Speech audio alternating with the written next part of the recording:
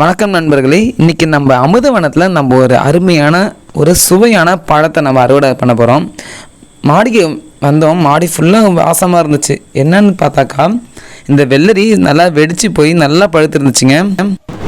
வெள்ளரி இது போல் நல்லா வெடிச்சிருந்தாக்கா நல்லா பழுத்துருக்குன்னு அர்த்தங்க. சுவையும் ரொம்ப அருமையாக இருக்கும்.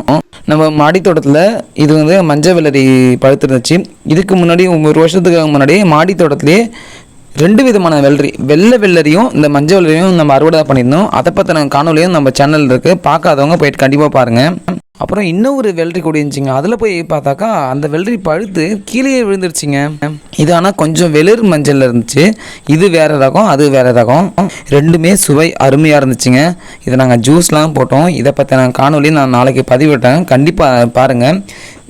இது போல் வெள்ளரி ரகங்கள்லாம் நம்ம மாடி தோட்டத்துலேயும் வளர்க்க முடியுங்க. நான் ஃப்ரிட்ஜ் பாக்ஸில் தான் போட்டிருந்தேன். ரொம்ப அருமையாக வளர்ந்துருந்துச்சு. ஃப்ரிட்ஜ் பாக்ஸில் தான் போடணுமா அப்படின்னா இல்லைங்க. நீங்கள் ஒரு கொஞ்சம் பெரிய க்ரோ பேக்கில் கூட கண்டிப்பாக வளர்க்கலாம். இயற்கை முறையில் விளைஞ்ச வெள்ளரி பழம் ரொம்ப அருமையாக இருந்துச்சுங்க. நீங்கள் பச்சையாக சாப்பிட்டீங்கன்னா ரொம்ப நல்லா டேஸ்ட்டாக இருக்கும். நாங்கள் கூட அந்த பழத்தில் பாதி பழத்தை பச்சை தாங்க சாப்பிட்டு பார்த்தோம். ரொம்ப நல்லா இருந்துச்சுங்க சுவை. சரிங்க, நம்ம மற்றொரு காணொலியை சந்திக்கலாம். நன்றி, வணக்கம்.